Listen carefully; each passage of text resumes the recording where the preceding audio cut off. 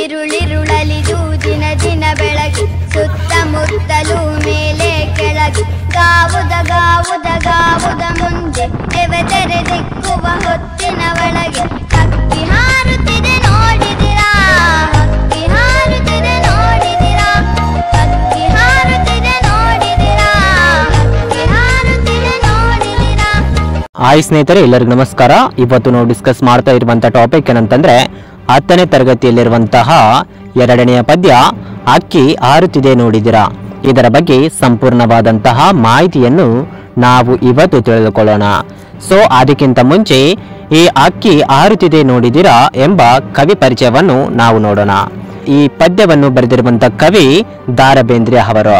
So the Ra Bendre ಅವರು ಕ್ರಿಸ್ತ ಶಕ 1896ರಲ್ಲಿ ಧಾರವಾಡದಲ್ಲಿ ಜನಿಸ್ತಾರೆ.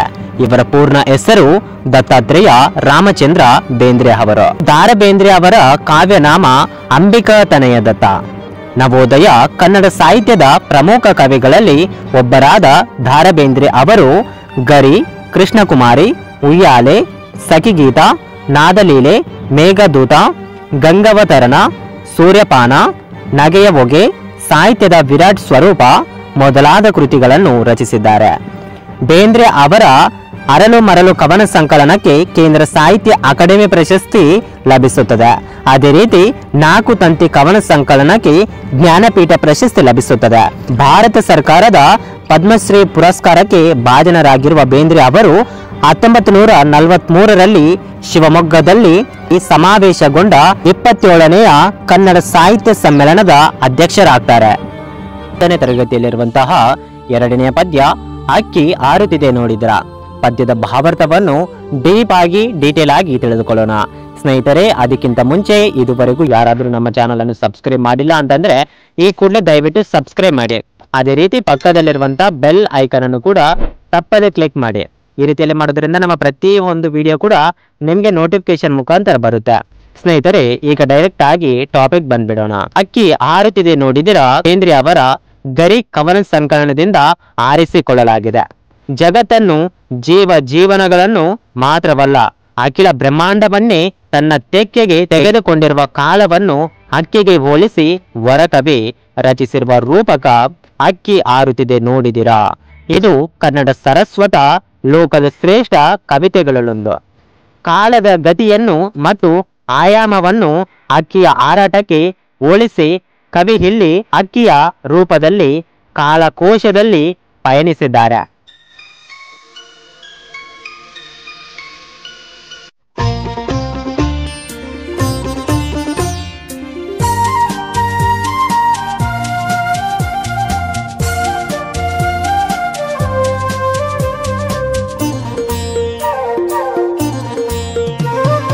ಇರುಳಿರುಳಳಿದು ದಿನ ದಿನ ಬೆಳಗಿ ಸುತ್ತಮುತ್ತಲು ಮೇಲಕ್ಕೆ ಕೆಳಗೆ ಗಾವುದ ಗಾವುದ ಗಾವುದ ಮುಂದೆ ಎವೆ ತೆರೆ ದಿಕ್ಕುವ ಹೊತ್ತಿನ ಒಳಗೆ ಹಕ್ಕಿ ಹಾರುತ್ತಿದೆ ನೋಡಿದಿರಾ. ಈ ಚರಣದಲ್ಲಿ ಕವಿ ಕಾಲದ ಗತಿಯನ್ನು, ವೇಗವನ್ನು ಚಿತ್ರಿಸಿದ್ದಾರೆ. ಕಾಲದ ಅಕ್ಕಿಯು ಆ ಗಣಿತ ಅಂದ್ರೆ ಲೆಕ್ಕಕ್ಕೆ ಇರಲಾರದಷ್ಟು ಇರುಳುಗಳನ್ನು ಕಳೆದು ಅಪರಿಮಿತ ದಿನಗಳನ್ನು ಬೆಳಗುತ್ತಾ ಸುತ್ತಮುತ್ತ ಮೇಳಕ್ಕೆ ಕೆಳಗೆ ಹೀಗೆ ವಿಶ್ವವ್ಯಾಪ್ತಿಯೂ ಕೂಡ ಅನಂತವೂ ಆಗಿ ಮುಂದೆ ಮುಂದೆ ಸಾಗುತ್ತದೆ. ಯಾವ ನಿಯಂತ್ರಣಕ್ಕೂ ಕೂಡ ಸಿಕ್ಕದೆ ಕಣ್ಣುರೆಪ್ಪೆ ಮಿಟುಕಿಸುವಷ್ಟರಲ್ಲೇ ಕಾಲ ಸಾಗಿ ಹೋಗುತ್ತದೆ. ಹೀಗೆಯೇ ದಿನ ರಾತ್ರಿಗಳು ಕಳೆಯುತ್ತವೆ. ಕಾಲದ ಅಕ್ಕಿ ನಿರಂತರವಾಗಿ ಹಾರುತ್ತಿರುತ್ತದೆ.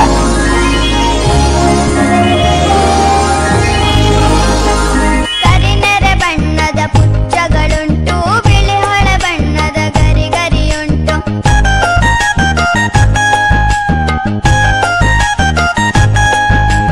ಕರಿನೆರೆ ಬಣ್ಣದ ಪುಚ್ಚಗಳುಂಟು, ಬಿಳಿ ಹೊಳ ಬಣ್ಣದ ಗರಿಗರಿಯುಂಟು. ಕೆನ್ನಿನ ಹೊನ್ನಿನ ಬಣ್ಣ ಬಣ್ಣಗಳ ರೆಕ್ಕೆಗಳೆರಡು ಪಕ್ಕದಲ್ಲುಂಟು. ಕೆನ್ನಿನ ಹೊನ್ನಿನ ಬಣ್ಣ ಬಣ್ಣಗಳ ರೆಕ್ಕೆಗಳೆರಡು ಪಕ್ಕದಲ್ಲುಂಟು. ಹಾರುತ್ತಿದೆ ನೋಡಿದಿರಾ, ಹಕ್ಕಿ ಹಾರುತ್ತಿದೆ ನೋಡಿದಿರಾ. ಈ ಚರಣದಲ್ಲಿ ಕವಿ ಅಕ್ಕಿಯ ಕತ್ತಳು ಬೆಳಕು ಅಂತಂದ್ರೆ ಕರಿ ಅಂತಂದ್ರೆ ಕತ್ತಳು, ನೆರೆ ಅಂತಂದ್ರೆ ಬೆಳಕು, ಕತ್ತಲು ಬೆಳಕು ಎಂಬ ಪುಚ್ಚವನ್ನು ಹೊಂದಿದೆ. ವರ್ತಮಾನವೆಂಬ ಬಿಳಿ ಬಣ್ಣದ ಒಳಪಿನ ಗರಿಯು ಕಾಲದ ಅಕ್ಕಿಯಲ್ಲಿ ಗರಿಗರಿಯಾಗಿ ಕಂಗೊಳಿಸುತ್ತದೆ. ವರ್ತಮಾನವಾದ್ದರಿಂದ ಅದು ಬೆಳಕಿನಲ್ಲಿದೆ ಎಂದೇ ಬಿಳಿ ಒಳೆ ಬಣ್ಣ ವರ್ತಮಾನಕ್ಕೆ ಒಳೆ ಬಣ್ಣ. ವರ್ತಮಾನವು ಹರಿಯುತ್ತಿರುವ ಒಳೆಯೂ ಹೌದು. ಕೆನ್ನನ ಬಣ್ಣದ ಸೂರ್ಯಾಸ್ತ ಅಂತ ಇಲ್ಲಿ ಕವಿ ಹೇಳ್ತಾ ಇದ್ದಾರೆ.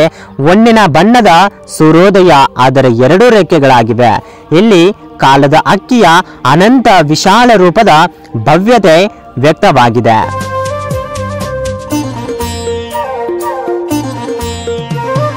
ನೀಲಮೇಘಮಂಡಲ ಸಮಬಣ್ಣ ಮುಗಿಲಿಗೆ ರೆಕ್ಕೆಗಳೊಡೆದವು ಅಣ್ಣ.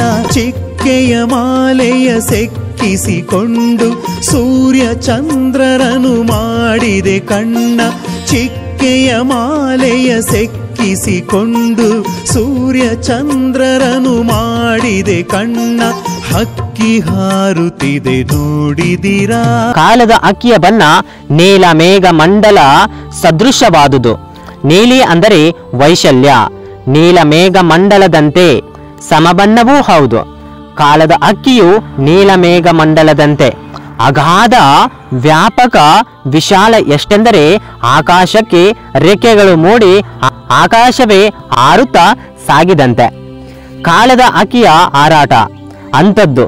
ಅನಾದಿ ಎಂಬ ಮುಗಿಲಿಗೆ ಮೂಡಿದ ರೆಕ್ಕೆಗಳೊಡನೆ ಅನಂತವೆಂಬ ನೀಲಮೇಘ ಮಂಡಲದಲ್ಲಿ ದಿನ, ಮಾಸ, ವರ್ಷ, ಯುಗ, ಮನ್ವಂತರ ಕಲ್ಪಗಳೆಂಬ ನಕ್ಷತ್ರಗಳ ಮಾಲೆ ಧರಿಸಿ ದಿನರಾತ್ರಿಗಳೆಂಬ ಸೂರ್ಯಚಂದ್ರರನ್ನು ಕಣ್ಣುಗಳಾಗಿ ಹೊಂದಿ ನೋಡುತ್ತಾ ತೋರುತ್ತಾ ತೋರಿಸುತ್ತಾ ಕಾಲದ ಅಕ್ಕಿಯು ಹಾರುತ್ತಿರುತ್ತದೆ. ರಾಜ್ಯದ ಸಾಮ್ರಾಜ್ಯದ ತೆನೆ ಒಕ್ಕಿ ಮಂಡಲ ಗಿಂಡಲಗಳಗಡ ಮುಕ್ಕಿ ತೇಲಿಸಿ ಮುಳುಗಿಸಿ ಖಂಡ ಖಂಡಗಳ ಸಾರ್ವಭೌಮರ ನೆತ್ತಿಯ ಕುಕ್ಕಿ ಹಕ್ಕಿ ಹಾರುತ್ತಿದೆ ನೋಡಿದಿರಾ. ಇಲ್ಲಿ ಕಾಲದ ಶಕ್ತಿ ಸಾಮರ್ಥ್ಯಗಳು ಅದರ ಮುಂದೆ ಎಲ್ಲವೂ ನಶ್ವರ, ನಾಗಣ್ಯ ಎಂಬ ಭಾವ ವ್ಯಕ್ತವಾಗಿದೆ.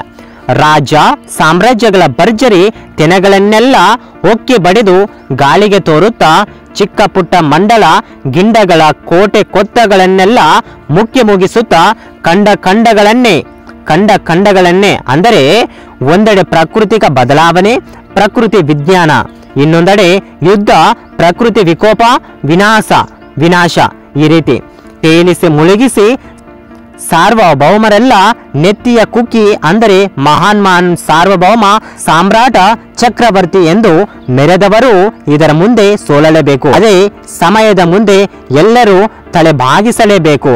ಅಂತವರನ್ನೆಲ್ಲ ಕಾಲದ ಅಕ್ಕಿ ಹೊಸಕಿ ಹಾಕುತ್ತಾ ಇತಿಹಾಸ ಮಾಡಿ ನಿರಂತರ ಬದಲಾವಣೆಗಳನ್ನು ಮಾಡುತ್ತಾ ಇಲ್ಲಿ ಯಾರು ಕೂಡ ಶಾಶ್ವತವಲ್ಲ ಎಂಬುದನ್ನು ಸಾರುತ್ತಾ ಹಾರುತ್ತದೆ ಈ ಹಕ್ಕೆ. ಯುಗ ಯುಗಗಳ ಹಣೆ ಬರೆಹವ ಒರಸಿ ಮನ್ವಂತರಗಳ ಭಾಗ್ಯವ ತೆರೆಸಿ ರೆಕ್ಕೆಯ ಬೀಸುತ್ತ ಚೇತನಗೊಳಿಸಿ ಹೊಸಗಾಲದ ಹಸು ಮಕ್ಕಳ ಹರಸಿ ಹಕ್ಕಿ ಹಾರುತ್ತಿದೆ ನೋಡಿದಿರಾ. ಇಲ್ಲಿ ಕಾಲದ ಪರಿವರ್ತನಶೀಲತೆ, ನವೀನಶೀಲತೆಯನ್ನು ಚಿತ್ರಿಸಲಾಗಿದೆ. ಕಾಲದ ಅಕ್ಕಿಯು ಯುಗ ಯುಗಗಳ ಆಗು ಹೋಗುಗಳನ್ನು ತಿಕ್ಕಿ ತಿಡಿ ಚರಿತ್ರೆಯನ್ನು ಹಿಂದೆ ಬಿಟ್ಟು ಅಂದ್ರೆ ಆಳಿಸಿ ಹೊರಸಿ ಮನ್ವಂತರಗಳ ಅಂದರೆ ದೀರ್ಘ ಕಾಲಾವಧಿಯ ಭಾಗ್ಯಕ್ಕೆ ಅಂದರೆ ಪ್ರಗತಿಗೆ ಹೇತುವಾಗಿ ಸಾಕ್ಷಿಯಾಗಿ ಮನ್ವಂತರಗಳ ಅಂದರೆ ಪರಿವರ್ತನೆಯ ಸಮಯದ ಭಾಗ್ಯಕ್ಕೆ ಅಂದರೆ ಇಂತ್ಯಾತ್ಮಕ ಬದಲಾವಣೆಗಳಿಗೆ ಹೇತುವಾಗಿ ಸಾಕ್ಷಿಯಾಗಿ ರೆಕ್ಕೆಯ ಬೀಸುತ್ತಾ ಅಂದರೆ ಕಾಲಕ್ರಮದಲ್ಲಿ ಚೇತನಗೊಳಿಸಿ ಹೊಸಗಾಲದ ಹಸುಮಕ್ಕಳ ಹರಸಿ ಅಂದರೆ ಬದಲಾದ ಲೋಕಕ್ಕೆ ಕಣ್ಣು ತೆರೆದ ಅಂದಂದಿನ ಜನರನ್ನು ಜೀವಿಗಳನ್ನು ಮುನ್ನಡೆಸಿ ಮತ್ತು ಇಂದಿನ ಲೋಕಕ್ಕೆ ಕಣ್ಣು ತೆರೆದಿರುವವರನ್ನು ಮುನ್ನಡೆಸುತ್ತಾ ಕಾಲದ ಅಕ್ಕಿಯು ಹಾರುತ್ತಿದೆ, ಕಾಲ ಸಾಗುತ್ತಿದೆ.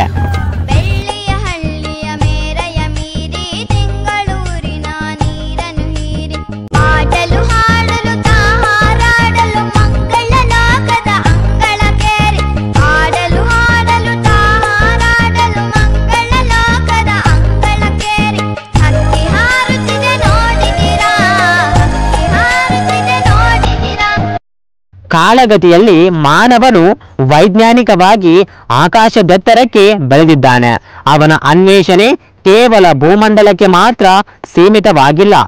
ಬೆಳ್ಳಿಯ ಅಂದರೆ ಶುಕ್ರ ಗ್ರಹದ ವಾಯುಮಂಡಲವನ್ನು ಪ್ರವೇಶಿಸಿದ ಮಾನವ ತಿಂಗಳಿನೂರಿನ ಅಂದರೆ ತಿಂಗಳ ಬೆಳಕಿನ ಚಂದ್ರನ ತಂಪು ನೆಲ ತುಳಿದು ಇದೀಗ ಮಂಗಳ ಗ್ರಹದ ಅಂಗಳವನ್ನು ತಲುಪಿದ್ದಾನೆ.